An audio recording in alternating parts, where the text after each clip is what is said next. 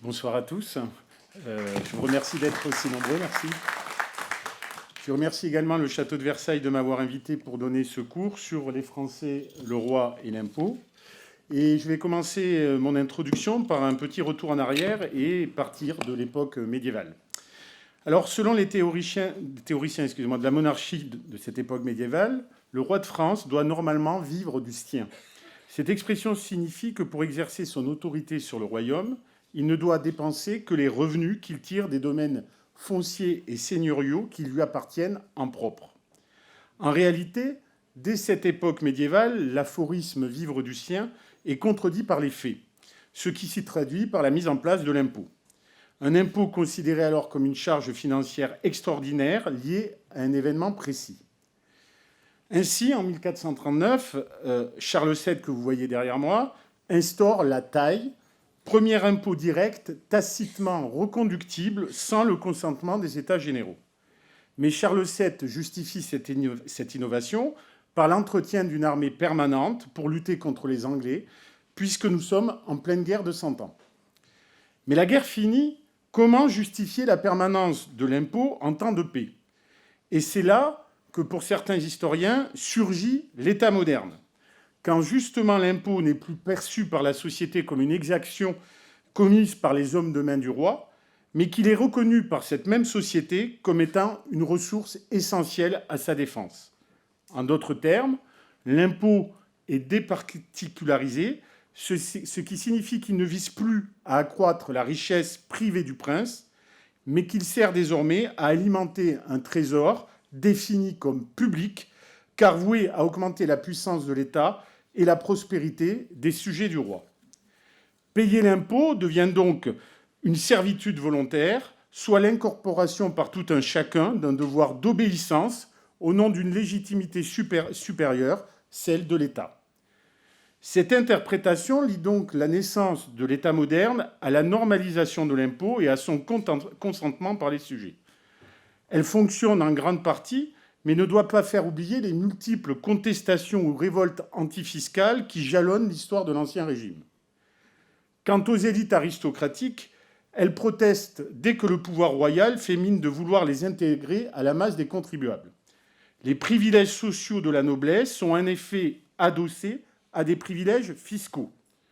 Ne pas payer l'impôt permet donc de définir et d'affirmer un statut social distinctif, car l'impôt sert aussi à catégoriser les individus et à légitimer une hiérarchie sociale. Alors, ces quelques considérations en ouverture de ma contribution manquent cruellement de chair, comme souvent quand on parle de fiscalité. Le règne de Louis XIV, à cet égard, permet de rapidement incarner notre sujet, car, comme le montre cet almanach de 1680, l'impôt s'inscrit dans le quotidien des Français à l'époque du roi Soleil. Alors, ce que vous voyez sur cet almanach, ce qui m'intéresse, c'est le personnage à gauche, ici, donc, et que j'ai reproduit ici en grand au premier plan. Ce monsieur est un collecteur de taille. Alors, comment on le sait ? Parce qu'il a un couteau, comme vous le voyez. Il tient un objet en bois qui porte des encoches qui correspondent aux paiements reçus des contribuables. Ces encoches taillées dans l'objet sont sans doute à l'origine, depuis l'époque médiévale, du terme de taille pour décrire l'impôt royal. À ses pieds, vous le voyez, se trouve un rouleau. Et sur ce rouleau est inscrit ces quelques phrases que je vais vous lire. « Si le soleil veut qu'on travaille, il veut qu'on travaille aisément, et c'est pour cela que la taille se diminue extrêmement. » Alors j'ai souligné la dernière phrase parce que, évidemment, les Français n'ont pas, à l'époque du règne de Louis XIV, beaucoup l'impression que l'impôt baisse. Au contraire, l'impôt royal provoque un mécontentement fiscal quasiment sur l'ensemble du règne. Et l'ensemble des sources confirment ce mécontentement fiscal, au point où Louis XIV, à sa mort, est ainsi dénoncé par nombre de chansons satiriques parisiennes comme le roi des impôts, le père des impôts ou l'asile des impôts. Alors là aussi, je me suis permis de citer cette épitaphe satirique qui date de septembre 1715, donc au moment où le roi meurt. « Sigy, le maître des impôts, qui mourut de la gangrène, il en mérita bien la peine, ayant rongé son peuple jusqu'aux os. Alors, vous le voyez, l'auteur de cette satire juge donc le roi responsable d'une surfiscalisation génératrice d'une misère générale. Louis XIV subit ici la loi du talion. Il voit ainsi son corps rongé jusqu'à l'os par la gangrène, comme lui-même a métaphoriquement rongé le corps des Français par sa terrible fiscalité. Ce ressentiment fiscal des sujets du roi est aussi mis en scène par les ennemis de la France. Ainsi, à l'automne 1707, en pleine guerre de succession d'Espagne, les Anglais peuvent acheter, pour la faible somme d'1 shilling, un jeu de 54 cartes à jouer qui constitue une véritable entreprise de propagande anti-française. Voici la carte 6 qui dépeint une scène près d'un village français. Donc, l'auteur anglais nous décrit un premier plan festif où des paysans dansent joyeusement au son du violon. Puis, à l'arrière-plan, comme vous le voyez, vous avez une charrette avec toute une série d'objets, de meubles. Il s'agit des biens saisis en guise du paiement des impôts. La gaieté apparente des ruraux au premier plan contraste avec le second plan et avec la légende de l'image que j'ai traduite ici. Notre argent parti, nous, petits Français passifs, nous soumettons et laissons un tyran prendre nos biens. L'impôt est le diable, où il n'y a rien à payer, et le plus court chemin vers la misère. Cette carte met donc en scène une raison d'État fiscale qui écrase les peuples sans se soucier de ce qu'ils éprouvent. Et nous retrouvons ici les trois termes de notre sujet, c'est-à-dire les Français, incarnés par nos paysans, l'impôt, qui est incarné par cette charrette qui prélève un certain nombre d'objets, et évidemment le roi, qui est désigné comme un tyran dans la notice de l'image. Dans cette image, ce qui unit les trois termes est la question de la finalité du pouvoir. Pour l'auteur de la carte, la finalité du pouvoir Louis XIV n'est pas la prospérité de ses peuples, mais une tyrannie, et même une tyrannie fiscale, qui ne respecte pas les biens de ses sujets. C'est donc ici le fantasme d'une emprise totale, sur la société de la monarchie absolue. Fantasme, car la fiscalité constitue en réalité la première limite de l'exercice du pouvoir monarchique. Comme le montre, et comme je vais vous l'expliquer, la fraude massive à certains impôts, comme le montre également un certain nombre de révoltes antifiscales. Autrement dit, parler d'impôts devant vous ce soir permet tout autant de définir l'exercice réel de la souveraineté que d'évaluer les capacités de résistance de la société française aux injonctions du pouvoir royal. Alors, le problème, c'est qu'il ne faudrait pas faire une histoire fiscale qui soit une histoire faite de bruit, de fureur. C'est-à-dire qu'il existe aussi un ordinaire fiscal. Il n'existe pas seulement que des contestations, que des résistances. Et donc, je vais essayer aussi de vous expliquer comment le paiement de l'impôt constitue probablement le lien le plus régulier entre le roi et son royaume, et comment il s'inscrit également dans le quotidien des Français. Une mise en garde cependant avant de commencer. La fiscalité, vous le savez, peut vite devenir un sujet très technique pour experts. Je n'ai pas l'intention de tomber dans ce travers, enfin je l'espère. C'est pourquoi je vous propose de suivre un questionnement simple et d'y apporter des réponses globales qui méconnaissent volontairement certaines spécificités locales extrêmement complexes, mais que je n'aborderai pas pour des questions, évidemment, de compréhension générale du sujet. Alors le plan que je vous propose, le plan de cours que je vous propose, évidemment, se fait en 3 parties. Donc, dans la première partie, nous verrons le prix de la grandeur. Alors, par ce terme, c'est les besoins financiers, les ressources dont dispose le roi pour satisfaire ses besoins. La deuxième partie portera sur les innovations fiscales du règne afin de comprendre comment l'État, sous Louis XIV, met véritablement en œuvre des impôts qu'on peut qualifier de révolutionnaires. Et la dernière partie portera sur l'acceptation de l'impôt par la société française. Alors commençons par entrevoir quels sont les besoins financiers de la monarchie, ce que j'ai intitulé donc le prix de la grandeur, avec un premier point sur dépenser pour régner, les besoins financiers du roi Soleil. Alors, comme le montrent ces beaux almanachs, le premier poste de dépense à l'époque de Louis XIV, c'est la guerre, sur terre comme sur mer. Comme vous l'avez compris avec les conférences de Clément Houry et de Jean-Philippe Sénat, ce sont bien les conflits armés qui nécessitent de disposer d'une masse de capitaux. En année de paix, j'ai pris l'année 1687, les dépenses de l'État, c'est-à-dire le budget global, se montent à 94 millions de livres. En 1689, au début de la Ligue d'Augsbourg, ce budget est passé à 139 millions de livres, soit une augmentation de 48%. C'est la guerre qui nécessite de dépenser plus. Et là, il faut comprendre que l'État dispose d'un outil militaire disproportionné par rapport à ses ressources financières. Sous Louis XIV, le secteur militaire armé et marin représente plus de 50% du budget de l'État en temps de paix et jusqu'à 80% en temps de guerre. Et la guerre est de plus en plus omniprésente. Je me suis permis de vous rappeler les principaux conflits à l'époque de Louis XIV. Donc vous savez que le règne commence quand le roi est enfant, on est en pleine guerre franco-espagnole. Puis, à partir de 1667, c'est la guerre de dévolution. Puis, à partir de 1672, c'est la guerre de Hollande. La politique des réunions qui entraîne un conflit très bref avec l'Espagne en 1684. Et puis la guerre de la Ligue d'Augsbourg, 1688-1697, et la guerre de la succession d'Espagne, qu'on appelle aussi guerre de succession d'Espagne, entre 1701 et 1714. Vous noterez qu'à la fin du règne, entre le début de la guerre de la Ligue d'Augsbourg et celle de la succession d'Espagne, on a juste 3 ans de paix entre les deux conflits pour un total de 21 années de guerre. La guerre est donc quasi permanente. Dans ces 2 derniers conflits du règne, l'ampleur des fronts à couvrir se révèle en plus considérable, puisque la France fait face à des coalitions européennes anti-françaises et qu'elle n'a quasiment plus d'alliés, ce qui signifie qu'elle ne peut pas partager le fardeau de la dette de guerre avec des alliés et qu'elle doit tout payer toute seule.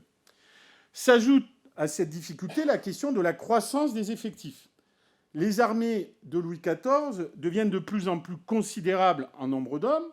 Si vous regardez la guerre franco-espagnole de 1635-1659, on estime, vous le voyez, le nombre de soldats mobilisés côté français entre 90 000 et 120 000 hommes. Mais si vous regardez les 2 dernières guerres de Louis XIV, donc la guerre de la Ligue d'Augsbourg, vous voyez que les estimations sont entre 400 et 450 000 hommes. Et pour la guerre de la succession d'Espagne, on est autour de 360 000 soldats. Donc évidemment, le coût financier est croissant parce que le nombre de soldats mobilisés l'est aussi.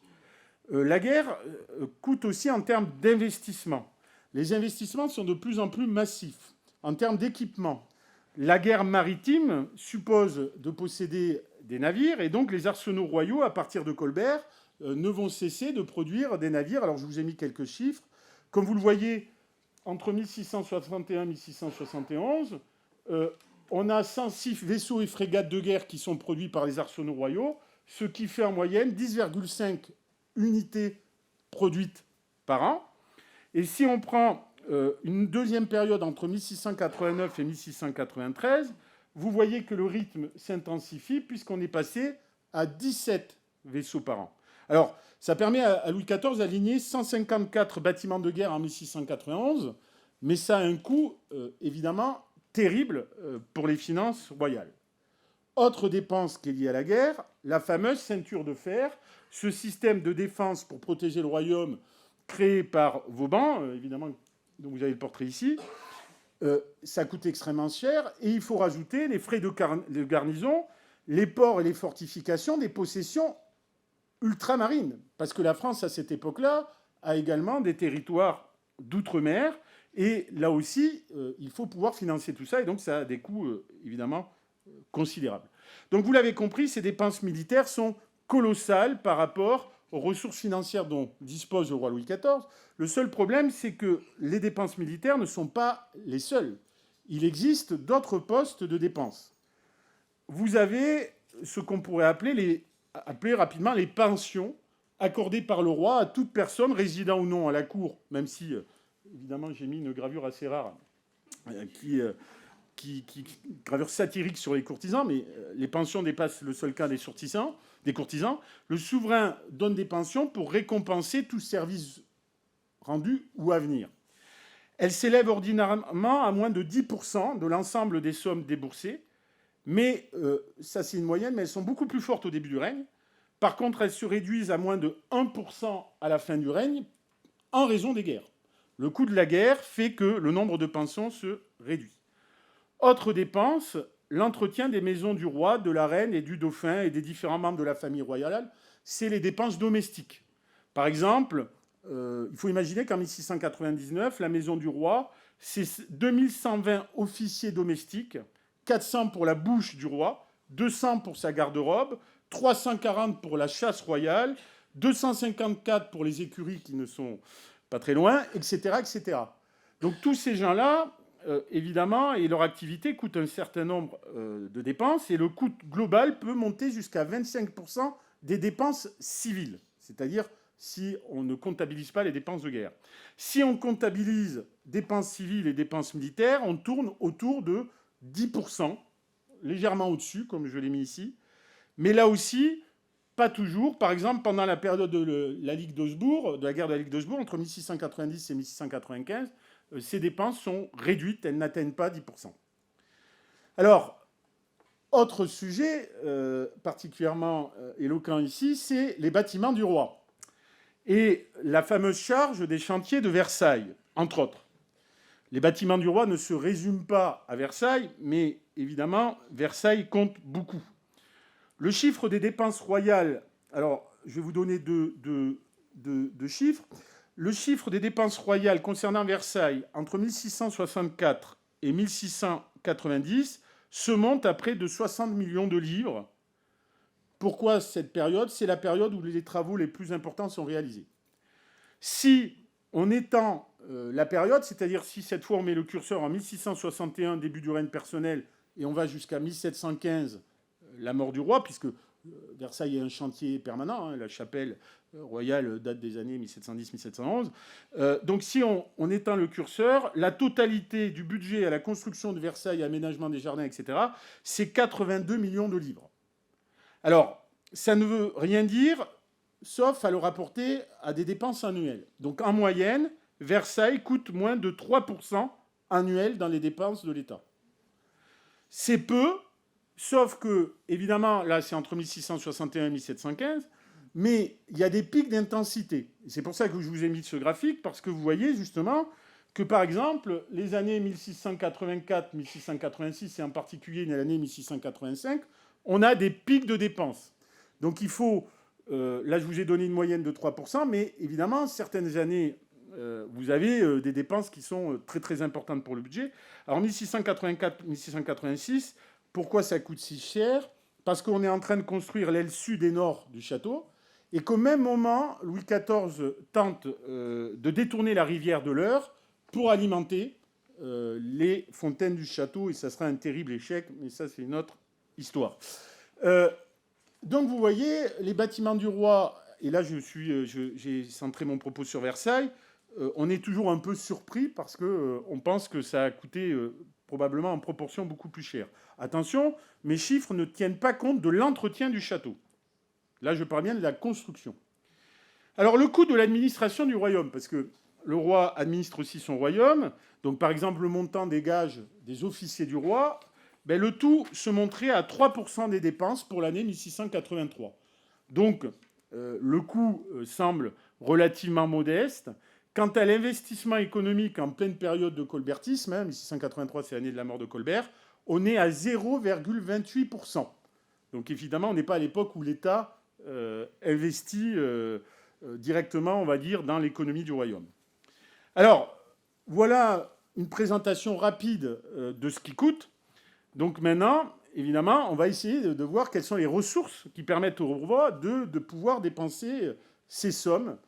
Et donc, j'ai appelé ça le fast à crédit. Je ne parle pas de la situation actuelle, hein, je parle de Louis XIV. Le fast à crédit, quand les impôts ne suffisent plus. Alors évidemment, je vais centrer mon propos plutôt sur les impôts, puisque c'est l'objet de ma conférence, et j'évoquerai rapidement d'autres ressources.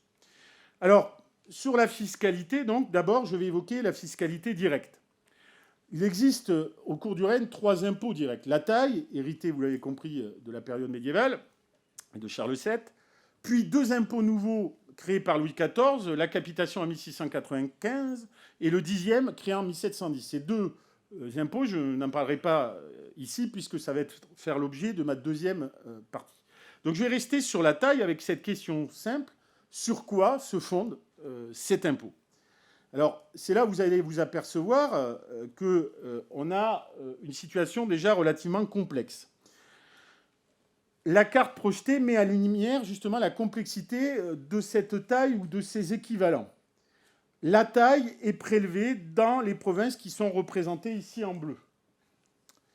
Mais il existe, vous voyez, d'autres provinces où l'impôt direct n'est pas la taille en réalité. Vous avez par exemple les provinces représentées ici en vert, qui sont des provinces récemment annexées au royaume. Elles ne payent pas la taille, mais un impôt direct qui s'appelle la subvention. L'Alsace, ou l'Alsace qui est française, paye cette subvention à partir de 1661 et la Lorraine à partir de 1684. En réalité, quand on regarde la manière dont est prélevé cet impôt, cette subvention repose à peu près sur le même système que la taille personnelle.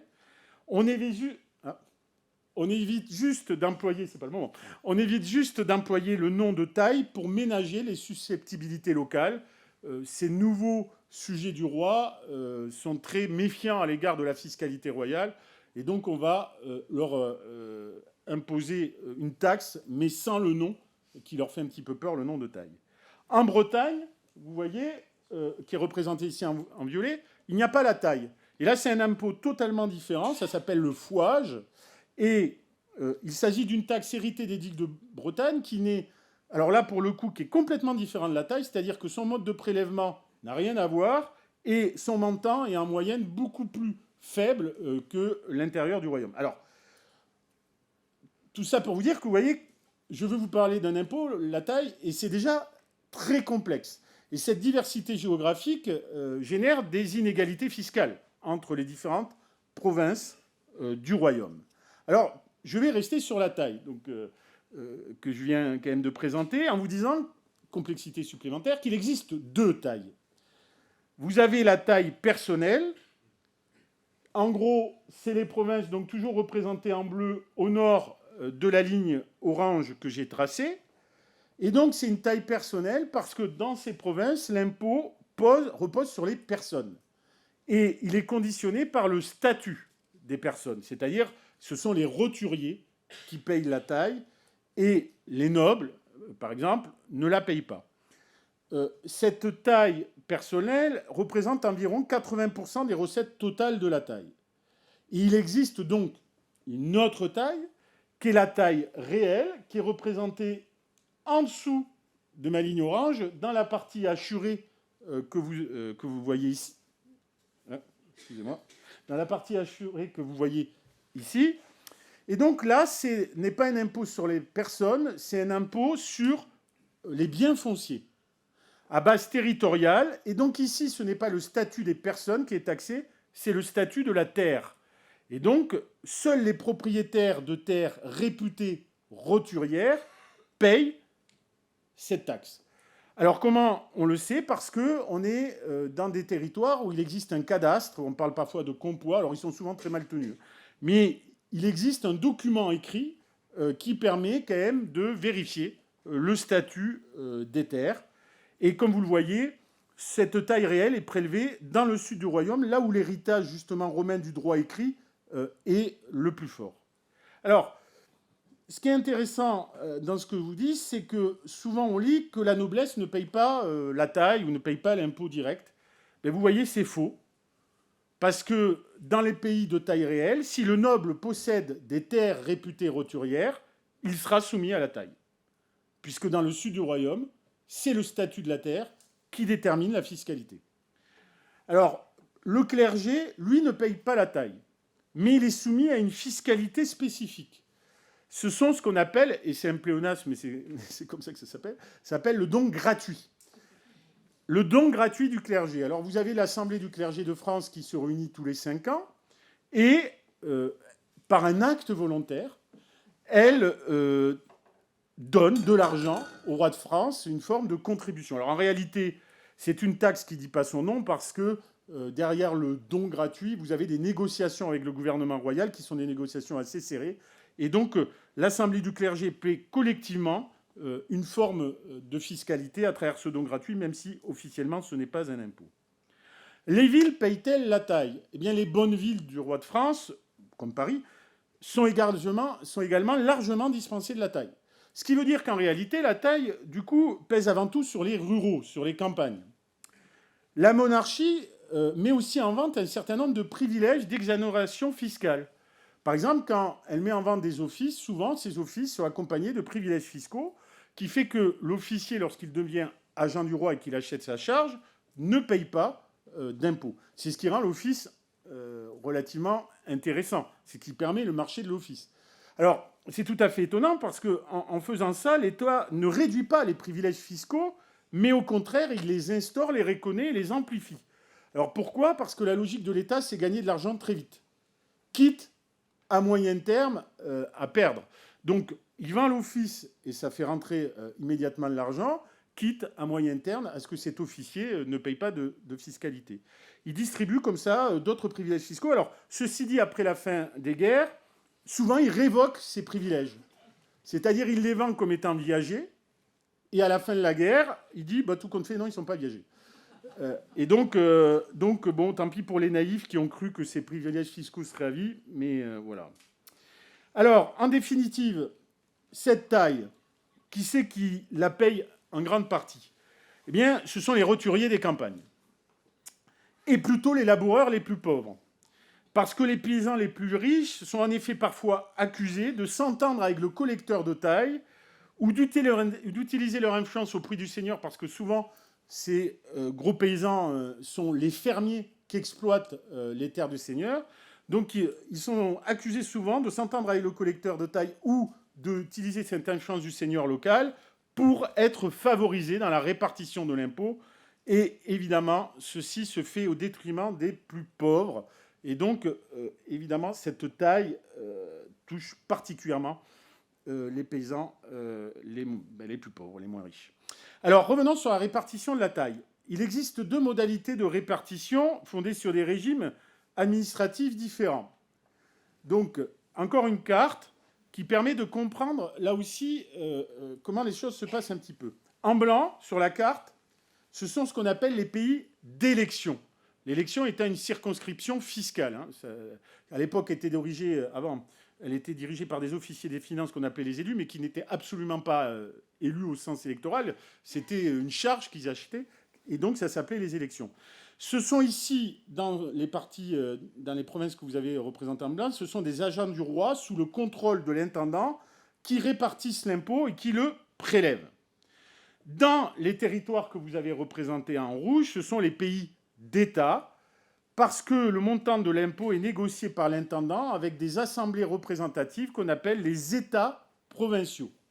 Alors les plus connus, évidemment, c'est les États provinciaux du Languedoc. Donc vous avez ici une représentation en 1704. À ce moment-là, ils sont présidés par le maréchal de Villars, même si le roi est toujours présent symboliquement. Villars est en train de réduire la révolte des Camisards, et donc il préside à ce moment-là les États provinciaux du Languedoc. Alors, voilà une assemblée représentative type, ce sont les États provinciaux du Languedoc, on est dans un pays d'État, qui siègent le clergé, la noblesse et le tiers-État. Ces députés ne représentent absolument pas la population et n'ont aucune légitimité démocratique parce qu'ils ne sont pas élus ni mandatés par leurs ordres. Ce n'est pas du tout les États généraux de 1789. Les 23 évêques et archevêques présents siègent de droit, et les nobles sont ceux qui possèdent une des 23 baronnies locales. Vous avez aussi 68 députés du tiers qui sont choisis par certaines des villes de la province. Alors, ils ne sont pas élus, ils ne sont pas mandatés, mais pourtant ces députés vont négocier ici l'impôt avec l'intendant. Il s'agit d'un compromis de la part du pouvoir royal, parce que ça veut dire qu'il accepte de ne pas décider seul dans ce type de province. Donc la fiscalité est négociée entre l'intendant et les États provinciaux, et une fois que l'accord est trouvé, c'est l'Assemblée qui va répartir la charge fiscale et qui va prélever l'impôt. Alors, c'est très avantageux pour le roi parce que ça veut dire que le coût du prélèvement fiscal dans ce type de province est réduit à zéro, puisque ce ne sont pas ces agents qui prélèvent l'impôt, c'est l'Assemblée. Et en plus, ce ne sont pas non plus ces agents qui subissent le mécontentement fiscal, puisque là aussi, ce sont les agents envoyés par les États provinciaux qui subissent ce mécontentement. Troisième type de territoire, et là je vais aller très vite, en jaune, c'est ce qu'on appelle les pays conquis ou d'imposition, l'Alsace, la Lorraine, le Roussillon, la Flandre, etc. Ce sont les territoires qui ont été rattachés les plus dernièrement au Royaume de France, et eux, ils ont encore un régime fiscal à part, je vais être très bref, qui ménagent en fait leurs particularismes locaux, et par exemple, très clairement, pour faciliter leur intégration, ils bénéficient d'un montant d'impôt plus faible qu'à l'intérieur du Royaume.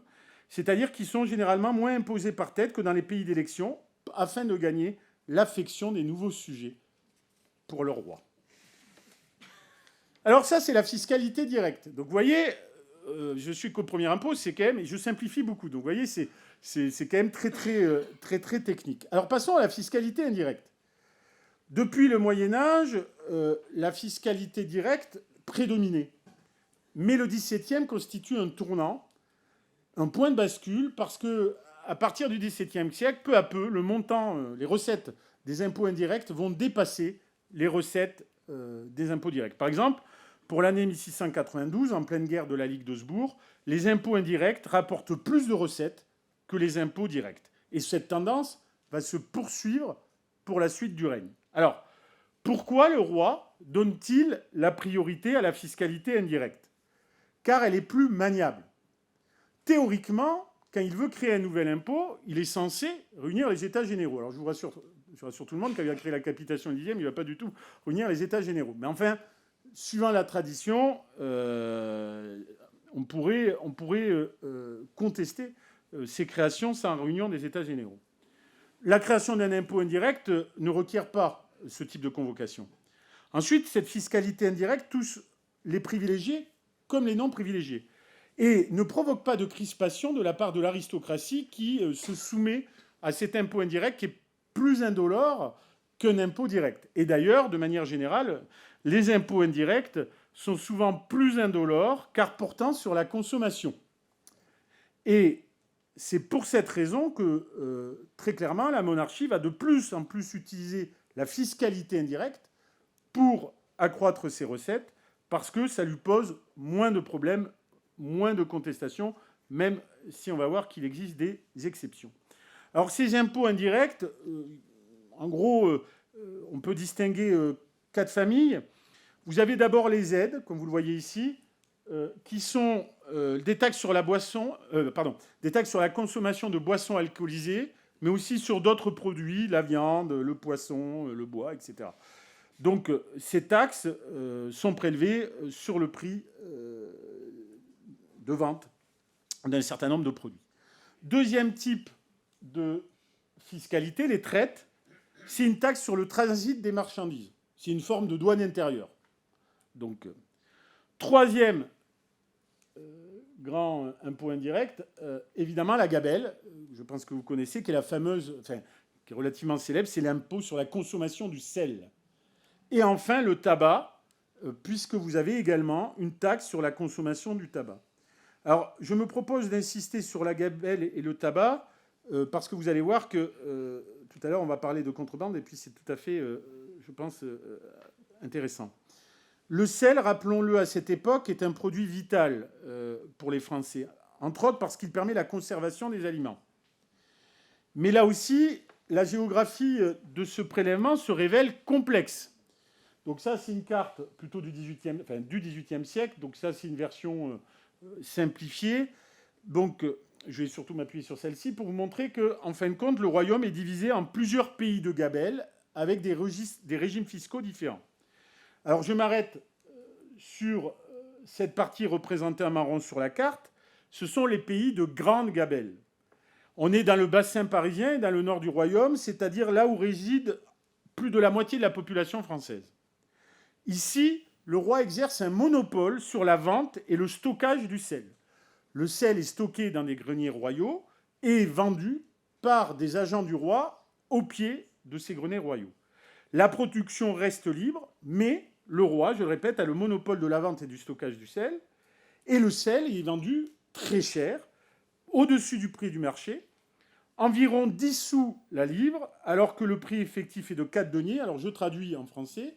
C'est-à-dire qu'entre le prix effectif du sel et le prix de vente, on a un rapport de 1 à 30. Il est multiplié par 30. 10 sous, pour vous donner une équivalence, à la fin du XVIIe siècle, c'est le prix d'une journée de travail pour un ouvrier agricole. Donc c'est extrêmement important. Ce prix de vente est fixé par le Conseil du roi, donc c'est très officiel. Et ce prix relativement élevé comprend quoi? Le prix de la matière première, mais vous l'avez compris, qui est relativement faible. Les frais de transport entre les sites de production et les greniers royaux, et la fameuse gabelle. Et donc c'est bien la taxe qui entraîne ce prix relativement important. Mais dans les pays de grande gabelle, à certains endroits, il existe même un phénomène de vente forcée. Les habitants de certains villages sont obligés d'acheter une quantité donnée de sel à l'État tous les ans. Donc ils n'ont même pas le choix, ils sont obligés d'acheter une certaine quantité de sel. Alors vous le voyez, la gabelle est un impôt relativement détesté dans les pays de grande gabelle. Alors, par contre, dans les provinces maritimes qui sont représentées en rose sur la carte, en particulier la Bretagne, l'Artois, la Navarre ou le Béarn, suivant l'appellation qu'on leur donne, sont dépourvues de gabelle. C'est-à-dire ici, le sel est vendu au prix du marché, il n'y a pas de taxe. Donc, j'anticipe un peu, vous ne voyez bien pourquoi il peut y avoir une contrebande qui s'instaure. On a un registre fiscal différent. Donc on a une province avec vente forcée à certains endroits et un prix, vous l'avez compris, qui est extrêmement fort. Et à proximité, et même limitrophes, à certains endroits, on a des territoires qui sont sans gabelle. La partie que vous avez représentée ici en rose foncé, c'est ce qu'on appelle les pays rédimés. Eux, en 1549, il y a une terrible révolte, la révolte des Pitots en 1548, et donc il y a une négociation entre les élites et le roi, et ils obtiennent de payer une somme colossale au roi, mais qui est un rachat perpétuel de la taxe, et donc depuis 1549, on ne paye plus la gabelle dans tous les territoires que vous avez ici en rose foncé, qui, en gros, c'est le sud-ouest. Et donc, comme vous le voyez, il existe d'autres cas, mais je vais m'arrêter là. On a quand même, là aussi, une complexité de cet impôt dans son relèvement, dans son montant, et on a des inégalités territoriales et fiscales de nouveau. Alors, le sel, comme on l'a dit, est un produit de première nécessité. Donc, on peut difficilement échapper au sel dans les pays de grande gabelle ou de petite gabelle. Mais il existe un monopole royal sur un autre produit qui, pour le coup, est considéré comme accessoire et même un produit de luxe, c'est le tabac. Depuis 1674, le tabac, avec ce tableau que j'aime bien des frères Lenain, alors on est avant Louis XIV, c'est un gros plan, j'ai centré sur alors le tabac qui est fumé ou prisé. Bon. Donc depuis 1674, la vente de tabac est un monopole royal. Donc le roi exploite la demande intérieure d'un produit d'importation coloniale, puisque, on va y revenir, mais le tabac vient évidemment des Amériques. Alors, cette consommation de tabac, ce n'est pas mon objet aujourd'hui, mais participe d'une révolution de la consommation à la fin du XVIIe et surtout au début du XVIIIe siècle, où on va consommer, en particulier chez les élites, des produits de plus en plus lointains, d'origine de plus en plus lointaine, le café, le thé, le chocolat, le tabac, et chez les élites et même chez, on va dire, des classes ou des catégories intermédiaires. Alors le tabac fait l'objet d'une forte demande, d'autant plus que comme c'est un produit addictif, comme vous le savez, et même prisé, il est addictif, ça accroît de fait la demande. Le roi veut donc contrôler l'entrée du tabac, donc il va désigner des ports d'importation du tabac depuis les Amériques, depuis les colonies françaises d'Amérique. Ces ports sont désignés à l'avance. Il veut superviser le conditionnement de ce tabac dans des manufactures royales et il veut gérer sa distribution parce que ça lui donne l'occasion de taxer le tabac, et c'est là où s'abat la taxe sur la consommation. En réalité, le roi va confier à des financiers cette gestion du tabac et de sa fiscalité. Et c'est là où je veux arriver. La grande majorité des impôts indirects sont gérés par une entreprise privée pour le compte de l'État. Et cette entreprise privée, c'est ce qu'on appelle la ferme générale. Il s'agit d'un système d'affermage, soit une privatisation du prélèvement de l'impôt indirect. Alors ça, c'est quelque chose de très important. Je vais vous expliquer, mais vous allez comprendre que derrière le système fiscal ou de la fiscalité indirecte se cache un système de prêt. Alors, je vais essayer de simplifier pour vous expliquer comment on afferme les impôts. Alors, j'ai fait un petit schéma. Donc, le roi, prenons l'exemple du tabac, veut déléguer à une entreprise privée, à des financiers privés, le prélèvement de l'impôt. Donc, il va, comme vous voyez, dans la première étape, signer un bail avec une compagnie privée de financiers qu'on appelle les fermiers généraux. Et ce bail est donné pour un certain nombre d'années. Et donc, pendant un certain nombre d'années, ces fermiers généraux sont censés prélever la taxe sur le tabac et faire un certain nombre d'autres choses, comme gérer les manufactures royales du tabac, etc. Mais ces fermiers, à la signature du bail, comme vous le voyez, vont verser une somme fixe. Les fermiers versent au roi une somme fixe et obtiennent la collecte. Donc, le roi obtient des fonds immédiatement. C'est-à-dire que pour décrocher le bail, les fermiers lui donnent une somme relativement considérable. Puis, une fois que le bail a été signé et la somme des financiers débloquée, les fermiers s'engagent donc à collecter la taxe à leur risque et profit. Et donc, ils vont collecter la taxe sur le terrain grâce à des agents qui travaillent pour eux, qui ne sont pas des agents du roi, mais qui sont des agents de cette entreprise privée qu'est la ferme générale. Alors, où est leur profit ? Leur profit est la différence entre la collecte réelle et le paiement au roi. C'est-à-dire qu'ils ont versé au moment du bail une somme qui est censée représenter la taxe qu'ils vont lever, enfin la somme qu'ils vont lever, mais les rois, évidemment, les autorisent, dans une certaine proportion, à prélever plus pour engranger un profit. Alors, ce que je viens de décrire, c'est quelque chose de très important. C'est ce qu'un grand historien qui s'appelle Daniel Dessert a appelé le système fisco-financier. Alors, j'ai mis la définition, c'est-à-dire c'est un système où des financiers avancent immédiatement au roi des sommes énormes nécessaires, par exemple, au paiement de ses dépenses militaires, et ces financiers récupèrent ce qu'ils viennent de donner au roi avec un fort taux d'intérêt en prélevant eux-mêmes les impôts indirects. C'est ce qu'on appelle le système fisco-financier. Dans cet ouvrage des années 80, Daniel Dessert dit du coup, il y a un système apparent, c'est le système de la fiscalité, et puis dessous, il y a un système financier qui se cache et qui est un système d'emprunt. Parce que si vous mettez à plat les choses, le roi se fait prêter une somme contre un taux d'intérêt, et ce taux d'intérêt, il est prélevé sur la collecte d'impôts.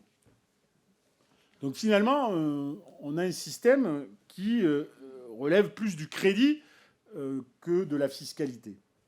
Et d'où l'intérêt pour le roi d'affermer ses impôts. D'autant que ça lui épargne toute une série de soucis, parce que, une fois de plus, ce ne sont pas ces agents qui sont au contact des populations pour prélever, donc ils subissent moins le mécontentement fiscal, même si maintenant, la révolte, s'il y a une révolte ou des contestations, le roi envoie quand même l'armée pour, réduire la révolte.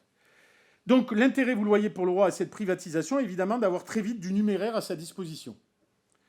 Il existe également une seconde catégorie de financiers qui vont prêter plus ponctuellement du numéraire au gouvernement royal, et en échange de ces prêts, on va les rembourser en créant souvent un nouveau droit à prélever. Et pour ces financiers qui prêtent ponctuellement de l'argent au roi, on va leur faire signer un contrat qui s'appelle un traité, donc on va les appeler les traitants. Et donc, là aussi, vous le voyez, comme pour la ferme générale, la fiscalité sert à garantir et à rembourser l'emprunt royal. Alors, je m'arrête là pour la fiscalité, en tout cas traditionnelle, mais je signale que ma présentation est incomplète. La fiscalité royale déborde de toutes parts. Donc j'aurais pu également, outre les impôts indirects et la taille dont j'ai parlé, j'aurais pu évoquer des impôts sur les transferts de propriété. En 1703, on crée le centième donné, c'est-à-dire que le roi prélève 1% sur les transferts de propriété faits chez le notaire. Certains groupes vont faire l'objet d'une fiscalité spécifique. En 1697, le roi va taxer les étrangers et leurs descendants installés en France depuis 1600. Et le roi prélève aussi parfois des contributions de guerre, en particulier sur les provinces frontalières, à proximité du front. Donc il va prélever l'ustensile pour payer le ravitaillement des troupes, et il va prélever le fourrage dans les généralités où stationne la cavalerie. Donc là, vous voyez qu'on pourrait encore évoquer longuement cette fiscalité. Alors, outre la fiscalité, là c'est vraiment par acquis de conscience, je ne vais pas m'y arrêter, le roi dispose d'autres types de revenus. Il peut vendre des offices, puisque je rappelle que les agents du roi, qu'on appelle les officiers, achètent leurs charges et sont propriétaires de leurs charges. Ils le font parce que ça leur donne du prestige, ils ont quand même une parcelle de souveraineté qu'ils exercent, et ça leur donne un certain nombre de privilèges.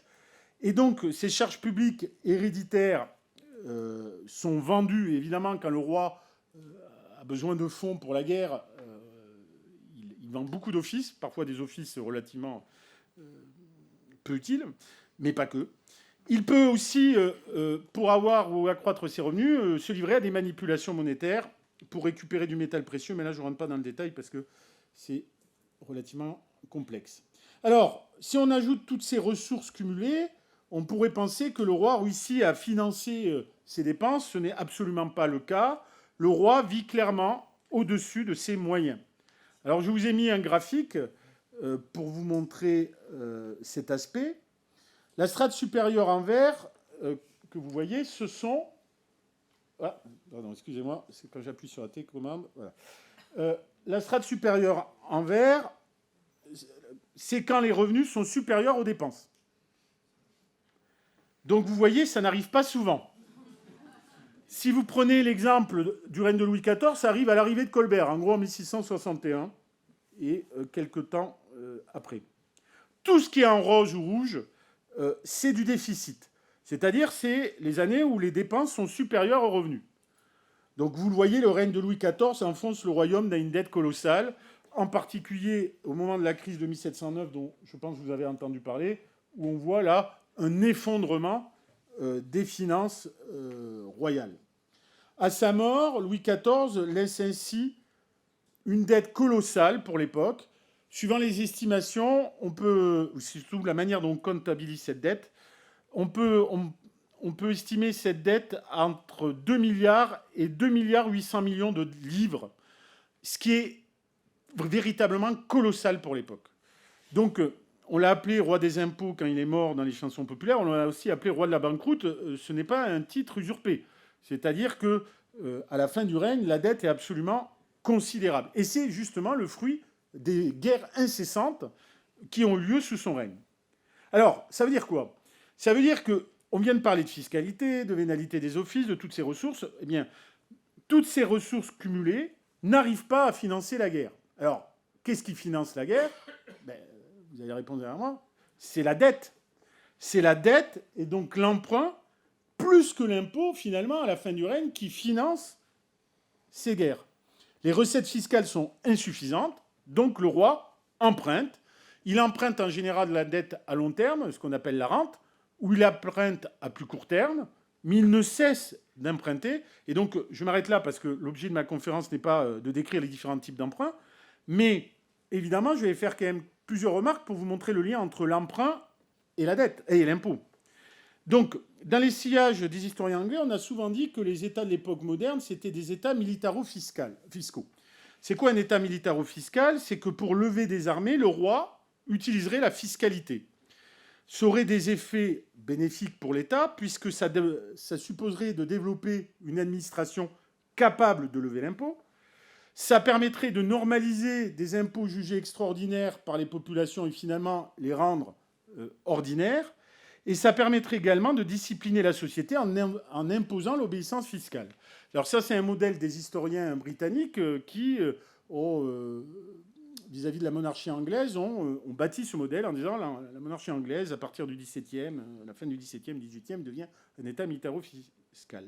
Et donc, évidemment, on a un certain nombre de gens qui ont dit la France aussi. À l'époque de Louis XIV, c'est un État militaro-fiscal, puisque la guerre aurait construit la fiscalité. Alors c'est vrai jusqu'à un certain point, parce que là, ce que je viens de vous expliquer, c'est que l'emprunt est aussi essentiel, et de même peut-être plus essentiel que l'impôt à partir d'un certain moment. La fiscalité ne saurait expliquer seule comment l'État réussit à payer ses dépenses militaires.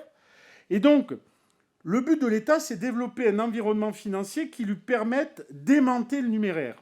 L'impôt sert donc à drainer une partie de cet argent, mais lui permet également de gager les dettes sur les recettes fiscales.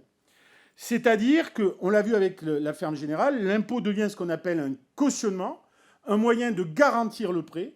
Et finalement, les fermes générales dont j'ai parlé tout à l'heure, c'est une avance sur recette fiscale. C'est une avance sur recette fiscale.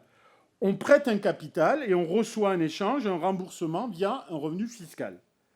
Et donc, même quand le roi crée de nouveaux impôts directs, on peut envisager ceci comme des garanties de solvabilité pour relancer le cycle des emprunts.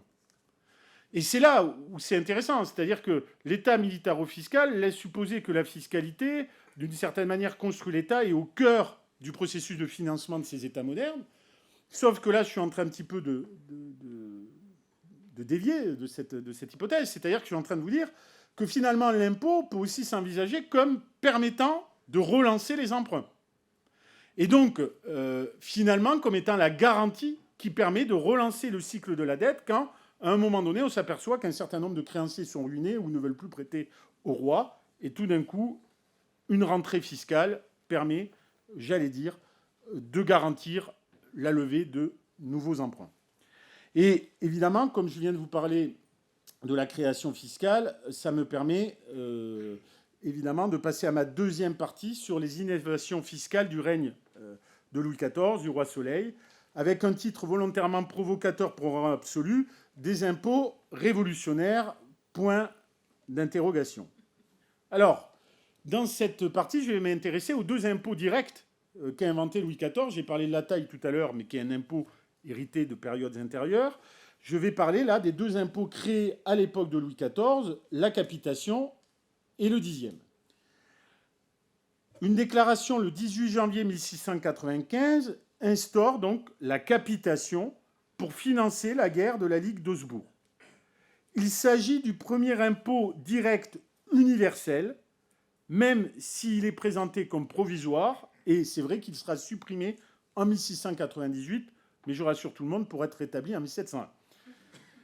Il touche toutes les catégories de la population, y compris les nobles. C'est pour ça qu'il est universel. Seul le clergé échappe à cet impôt, mais en échange, il fait l'objet d'une taxation spécifique, c'est-à-dire une augmentation du don gratuit. Alors, je vous ai reproduit l'édit qui fixe le tarif de la capitation. Donc, j'ai mis les premières pages et un extrait de la dernière page. Le tarif de la capitation, c'est-à-dire, en gros, qui va être touché par ce nouvel impôt. Donc, vous le voyez, on divise la société en classes, et ces classes ne reprennent pas du tout la catégorisation en ordre. Ce n'est pas le clergé, la noblesse, etc. Donc, on divise les contribuables en 22 classes, elles-mêmes subdivisées en rangs, et si on additionne les rangs que vous avez ici, au total, on a 22 classes et 569 francs. À chaque classe correspond un montant spécifique de capitation, un forfait. La première classe, vous le voyez, alors peut-être, enfin vous le voyez, c'est peut-être un peu loin, mais je vais vous dire, la première classe est prélevée à 2000 livres. Comme vous pouvez le voir, peut-être, vous voyez que des membres de la famille royale sont taxés, puisque le premier en haut, c'est Monseigneur le Dauphin. C'est le fils du roi. Viennent d'autres membres de la famille royale, le duc d'Orléans, le duc de Chartres, etc. Puis, on arrive à des ministres, par exemple le chancelier, qui est le chef de la justice, et à la fin de la première classe, on retrouve mes fermiers généraux, donc des financiers. Je vous ai mis la deuxième classe, et puis pour vous montrer un peu la différence. Donc elle est taxée à 1500 livres. On retrouve quoi? Des princes, des ducs, puis des maréchaux de France, des gouverneurs de province, et des intendants des finances et des trésoriers à la fin de la liste, etc., etc. Et donc on arrive jusqu'à la 22e classe, qui est ici, et qui correspond à ceux qui vont payer une livre, qui sont des journaliers ou des valets. Seuls sont exonérés, parmi ce qu'on appellera plus tard le tiers-état, les taillables imposés à moins de 40 sols, qui sont jugés trop pauvres et qui sont exemptés. Alors, comme il s'agit d'un impôt par tête, capitation, donc impôt par tête, dans chaque classe, c'est bien le chef de famille qui fait l'objet d'une taxation forfaitaire. Cependant, le classement, c'est pour ça que je vous l'ai reproduit, est complexe. Parce que vous aurez remarqué, et c'est pour ça que j'ai décrit plus en détail la première classe, vous aurez remarqué que coexistent dans cette première classe des gens très différents. On a le futur roi, le dauphin, même si finalement il ne régnera pas, et on a des fermiers généraux, c'est-à-dire des financiers, qui coexistent dans la même catégorie avec des princes du sang. Beaucoup de ces financiers, de ces fermiers généraux, sont d'origine roturière, voire sont encore roturiers. Et pourtant, ils surpassent dans la hiérarchie fiscale les ducs de la deuxième classe. Donc vous voyez, la classification ne correspond absolument pas à ce qu'on pourrait attendre de l'Ancien Régime. À l'intérieur de chaque classe, on a aussi une profonde inégalité de revenus. Toujours si on prend la première classe, celle que normalement on voit le mieux, vous avez les trésoriers de la marine. Les trésoriers de la marine, ils gagnent des gages annuels de 18 000 livres. Et ils coexistent avec le comte de Toulouse, qui, comme amiral de France, perçoit 1,5 million de livres. Ce qui veut dire que dans cette classe, vous avez entre ces personnages un rapport de 1 à 83 en termes de revenus. Ce n'est donc pas un impôt sur le revenu. Les catégories ne sont pas fondées non plus sur la richesse considérée dans ces revenus. Alors qu'est-ce qu'on taxe? On taxe le rang social en fonction de plusieurs critères: la dignité, le pouvoir et la richesse supposée. C'est pour ça que dans chaque classe, et j'ai repris la première, on a toujours 3 strates. En tête viennent ceux qui possèdent la plus grande dignité, les guerriers, soit les nobles, puis les détenteurs de la puissance publique, les administrateurs, et enfin les producteurs de richesses, à l'occurrence les fermiers généraux. Et si vous prenez les premières classes de tarif de la capitation, vous retrouvez toujours ce type de catégorie. Alors, ce classement reflète la représentation que l'État se fait de la dignité et de la société, mais non la réalité sociale en elle-même. Un historien qui s'appelle Alain Guéry avait montré d'ailleurs que la position de chacun dans ce tarif de la capitation dépend du service rendu au roi de guerre. Il y a d'abord ceux qui sont aptes à combattre pour le roi de guerre, viennent ensuite ceux qui, par leur pouvoir, les administrateurs, sont des relais dans les provinces du roi de guerre, et finalement ceux qui financent l'État et la guerre. Alors, en taxant ces nobles, la capitation est très innovante parce qu'elle brise la logique individuelle fondée sur le statut des personnes. Elle dissocie le privilège fiscal du privilège social. Ça veut dire quoi? Ça veut dire que les nobles qui sont taxés perdent un privilège fiscal tout en conservant leur privilège social. Elle invente aussi une nouvelle forme de contribuable, le contribuable privilégié payeur de taxes, qui pour la première fois va être confronté directement à l'administration fiscale. La capitation va aussi reconfigurer un certain nombre de privilèges territoriaux. Par exemple, je vous l'ai dit tout à l'heure, Paris ne paye pas la taille, mais elle va payer la capitation. Et donc la capitation va, à partir de 1695, faire office d'impôt direct pour Paris.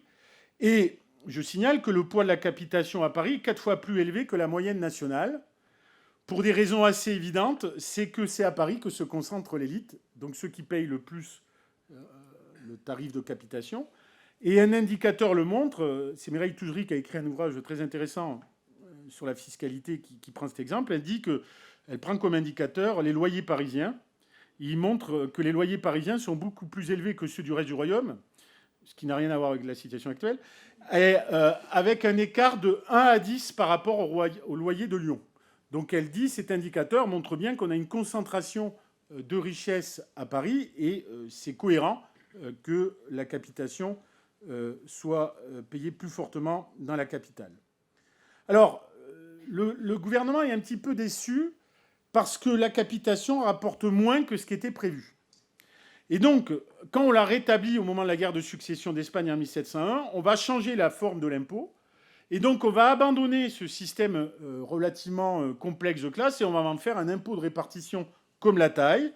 C'est-à-dire, le roi va définir en son conseil la somme qu'il attend de la capitation payée par le royaume. Et ensuite, cette somme est répartie en brevets particuliers. Et donc, dans les pays de taille personnelle, les paysans vont se retrouver à avoir un supplément de taille. C'est-à-dire la capitation, c'est un supplément de taille. Donc, vous voyez, c'est plus du tout la même philosophie.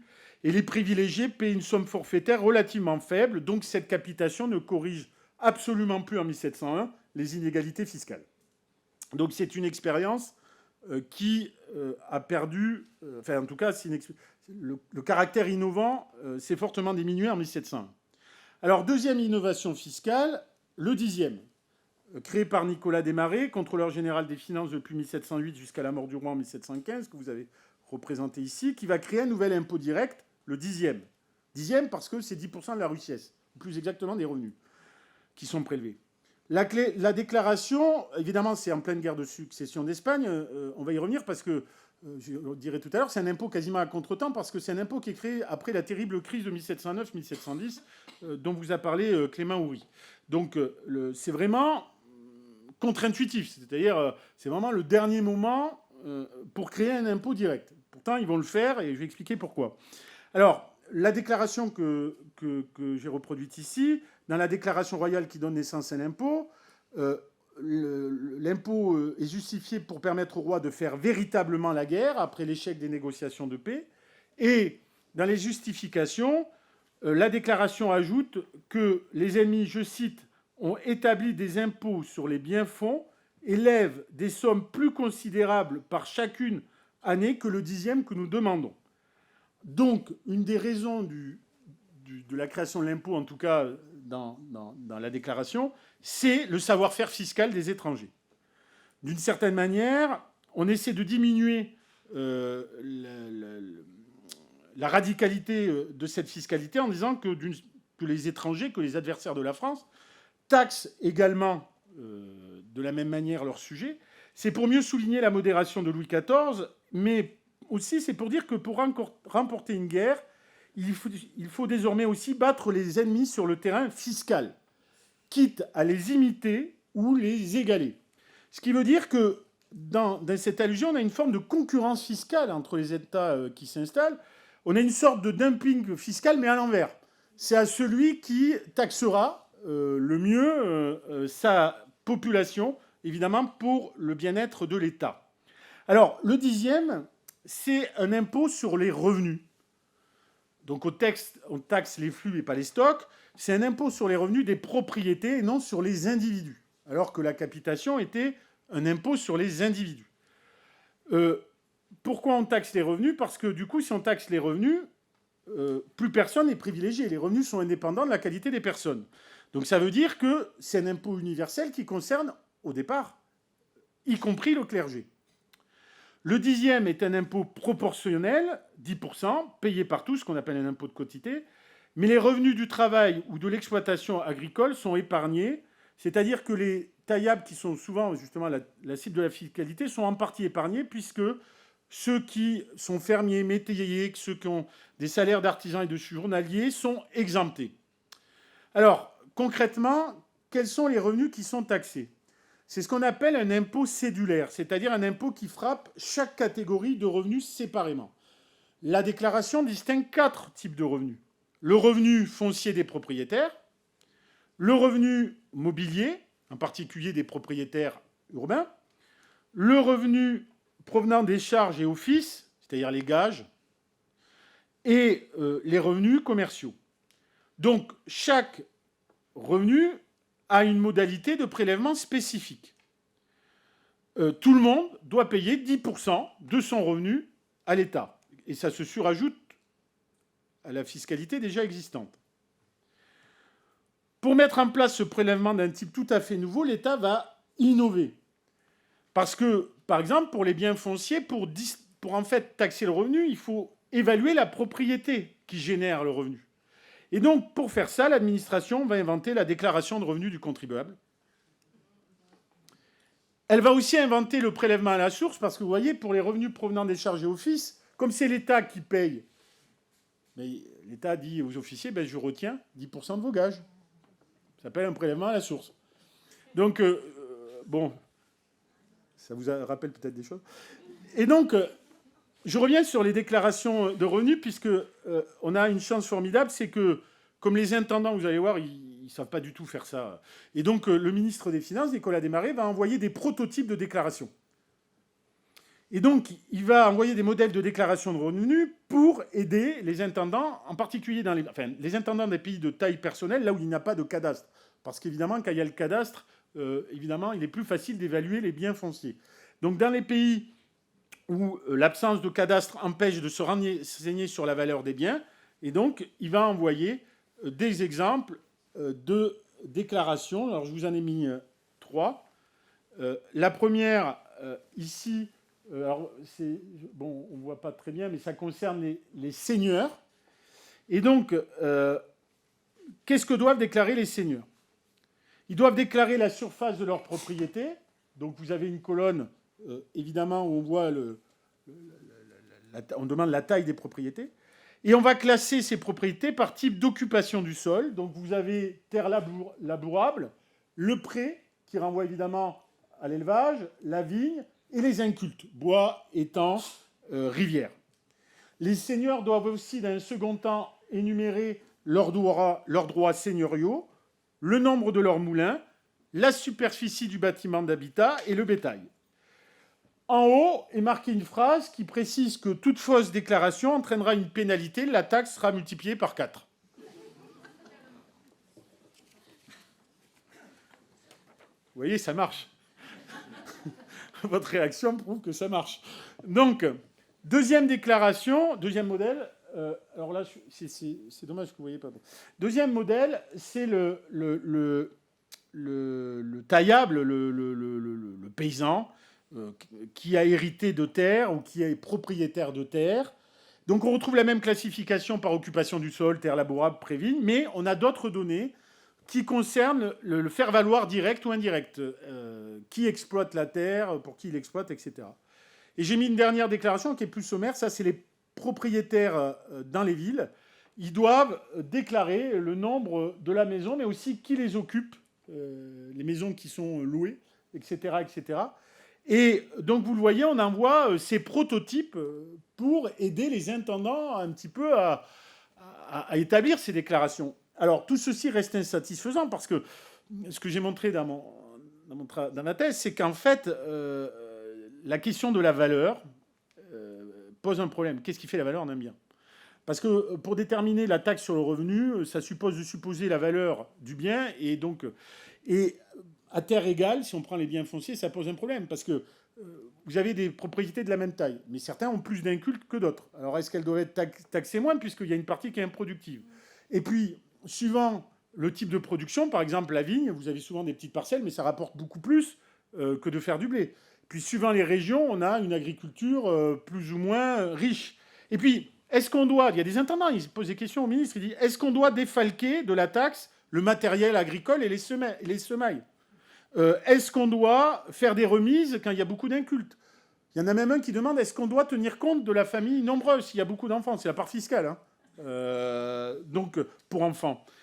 Est-ce qu'on doit tenir compte du prix de vente de la terre, à supposer qu'on l'ait, parce que souvent c'est des terres héritées, ou est-ce qu'on doit tenir compte du marché foncier à l'époque? C'est-à-dire et avec quel document on peut établir ça? Et donc, le désarroi est général chez les intendants, et le ministre finit par leur répondre, je cite, « Il ne faut point entrer dans ces détails. Il faut faire l'estimation sur le pied des revenus de la terre voisine, donc par un système de comparaison qui prend en compte le terroir local, et il s'arrête là. Alors, cette réponse est en fait une réponse qui montre la souplesse que le ministre entend dans ce prélèvement, et vous allez voir tout à l'heure pourquoi. 2 mots sur qui invente cette fiscalité très innovante. Donc je vais aller assez vite. D'abord, vous l'avez compris, et c'est pour ça que j'ai cité la référence à la déclaration du 10e, il y a des influences étrangères. La capitation s'inspire d'un impôt de l'empereur Léopold Ier. Le 10e s'inspire d'expériences hollandaises et anglaises. Donc il y a une concurrence fiscale qui fait que, d'une certaine manière, on regarde un petit peu ce que font les voisins, y compris les adversaires de la France, pour financer la guerre. L'apport essentiel vient d'ailleurs. C'est la société elle-même qui va nourrir l'imagination fiscale de la monarchie avec le phénomène des donneurs d'avis.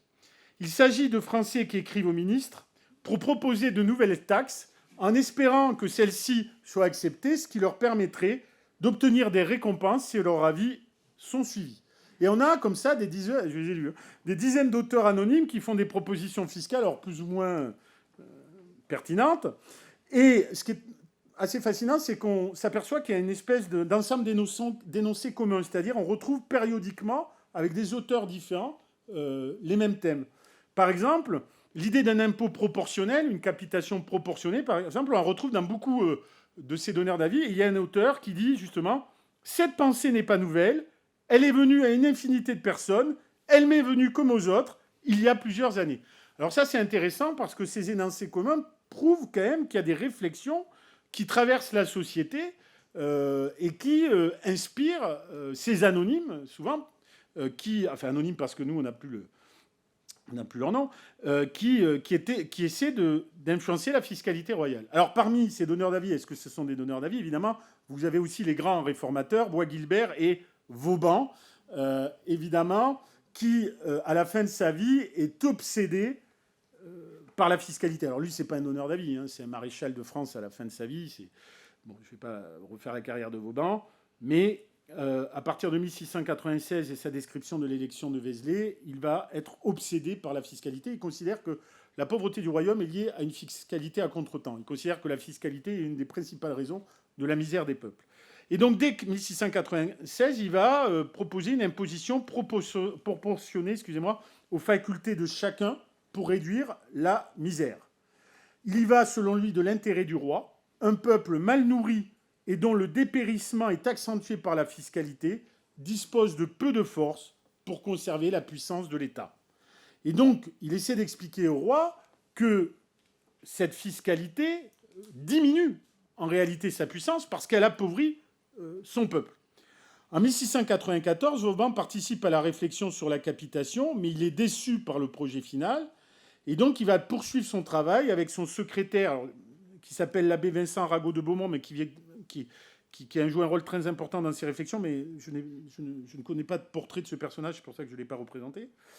Et cette réflexion va aboutir, évidemment, à la fameuse dîme royale, rédigée dans sa première version en 1697, parce qu'il va améliorer le manuscrit, et publiée sans l'autorisation du roi en 1707, brisant le secret des finances, ce qui veut dire que le livre sera saisi, mais contrairement à la légende, c'est l'année de la mort de Vauban, mais Vauban n'est pas inquiété. Mais le livre est saisi par le chancelier. Alors, il avait été imprimé à Hollande et Vauban l'aurait ramené par carrosse. Comme il a des armoiries royales, personne n'arrête le carrosse quand il arrive à Paris, donc il aurait transporté comme ça les manuscrits dans la capitale.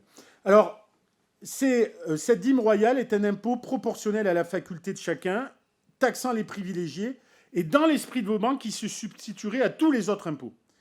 Donc, il veut remplacer l'essentiel des impôts royaux par un seul impôt, universel, proportionnel et portant sur tous les revenus.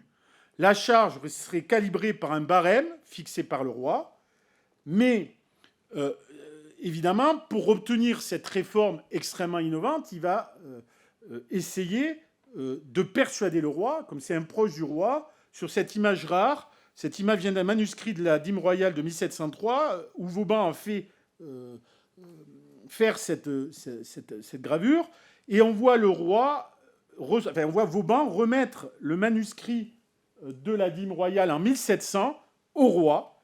Il va lui lire le manuscrit en 3 soirées de 2 heures. Le roi est enthousiaste et une expérience est tentée en Normandie, mais finalement, elle échoue et la proposition n'est pas reprise. Alors Vauban n'abandonne pas, puisque là, vous voyez, c'est le manuscrit 1703. Il continue d'essayer d'influencer les sphères du pouvoir et finalement, il fera publier la dîme royale en 1707 parce que, d'une certaine manière, le service du royaume devient plus important que le service du roi. Donc il brise le secret des finances pour faire connaître son projet.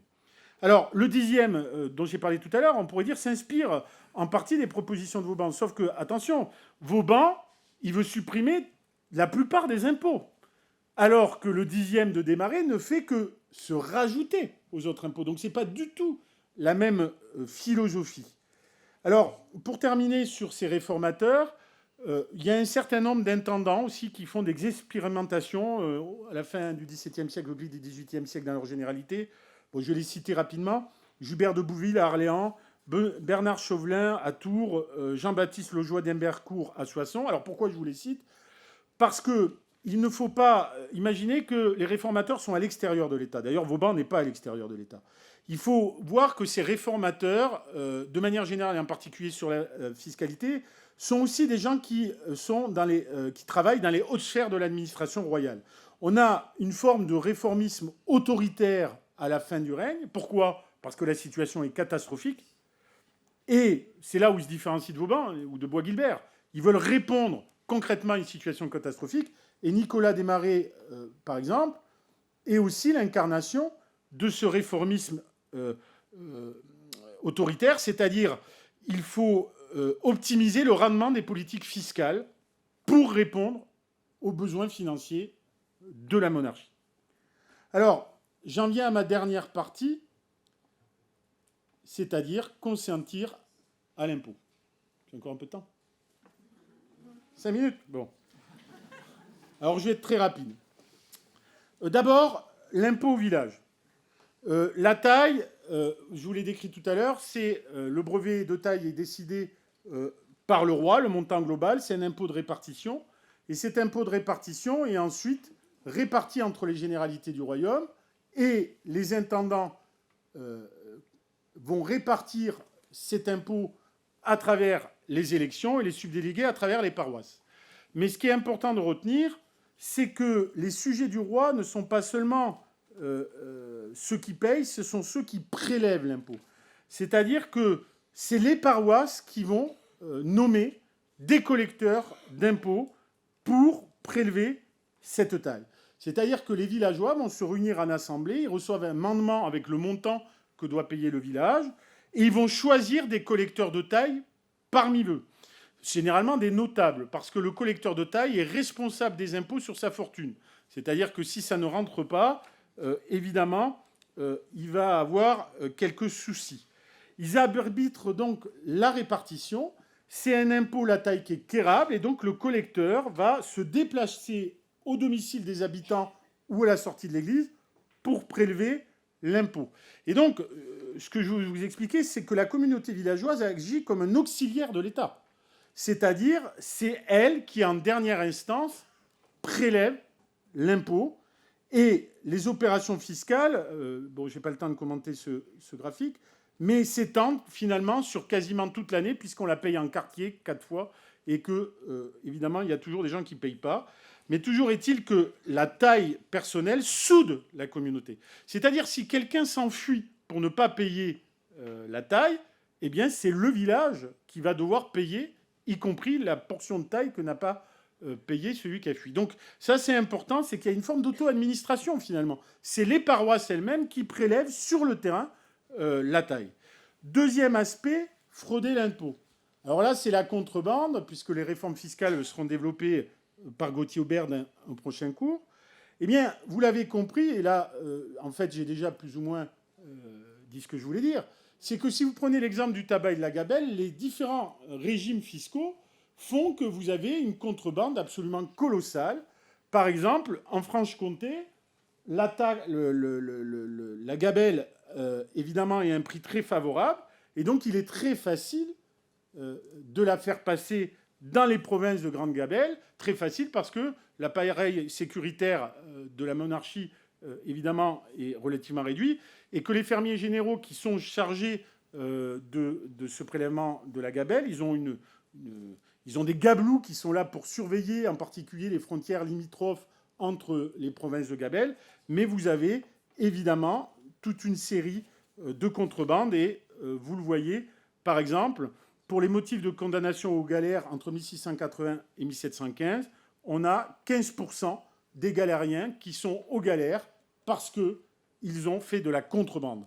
Le tabac, évidemment, ça sera plus fort au XVIIIe siècle. Et donc la seule réponse de la monarchie, c'est la société disciplinaire. Et donc c'est faire preuve d'une extrême rigueur avec des peines très lourdes pour ceux qui pratiquent cette gabelle. Alors souvent les gabeleurs utilisent, les contrebandiers utilisent des personnes moins punissables. Alors on a beaucoup de femmes au XVIIIe siècle et d'enfants qui vont servir à la contrebande. On a même des chiens, les matins, des gros chiens, qui sont exercés ou dressés pour transporter 15 livres de sel. Et on le sait parce qu'on a dans la législation royale au XVIIIe siècle des interdits ou des limites parce qu'on sait qu'on peut... Alors la contrebande est un véritable problème pour la monarchie. Quand vous êtes dans les archives à la fin du règne de Louis XIV, les problèmes de faussonnage, c'est-à-dire de contrebande sur le sel, sont absolument colossaux. Il y a des archives partout. C'est vraiment une préoccupation très très forte et ça vous prouve une limite de la souveraineté du roi parce que, par définition, la contrebande est une fraude fiscale. Effectivement, et qui profite de la complexité, j'allais dire, des régimes fiscaux. Et en conclusion, 2 mots sur le dixième. Tout à l'heure, je vous ai dit, le dixième est un impôt à contretemps, c'est-à-dire on le crée en 1710 et on pourrait dire, mais ça va provoquer des révoltes partout dans le pays. En réalité, le prélèvement du dixième va être extrêmement souple. C'est-à-dire il y a des déclarations, mais quand on regarde les décisions ou les échanges entre le ministre et les intendants, on montre une très grande souplesse. En fait, ce dixième, d'une certaine manière, c'est aussi un impôt. Alors, d'après Desmarais et un certain nombre de gens au XVIIIe siècle, c'est une des raisons qu'a sauvé le royaume au moment de la guerre de succession d'Espagne. Qu'est-ce qu'a voulu démontrer Desmarais ? Les alliés, les adversaires de la France, menaient une guerre d'attrition. C'est-à-dire, ils savaient que le royaume était épuisé financièrement, c'était la disette de 1709. Donc, ils évitaient le combat, ils évitaient les batailles pour, en gros, que le roi soit obligé de toujours dépenser pour la guerre, et en sachant qu'il avait de moins en moins de sommes pour le faire. Et donc, en créant le dixième, un remède extrême et violent, comme l'écrit lui-même Desmarais, il est en train de démontrer aux adversaires de la France que l'État peut capter 10% de la richesse privée sans provoquer de révolte, et que donc elle a des ressources infinies. Et ça vous explique que la souplesse du pouvoir, parce que, évidemment, l'acceptation du dixième était aussi importante que la somme, ça vous explique aussi pourquoi certains citoyens ont dit « ça n'a pas remporté tant que ça ». Eh bien, une des raisons, c'est parce que, justement, il y a eu beaucoup de souplesse dans le prélèvement, parce que le but, c'était montrer aux adversaires de la France que le roi de France pouvait encore subvenir à ses besoins.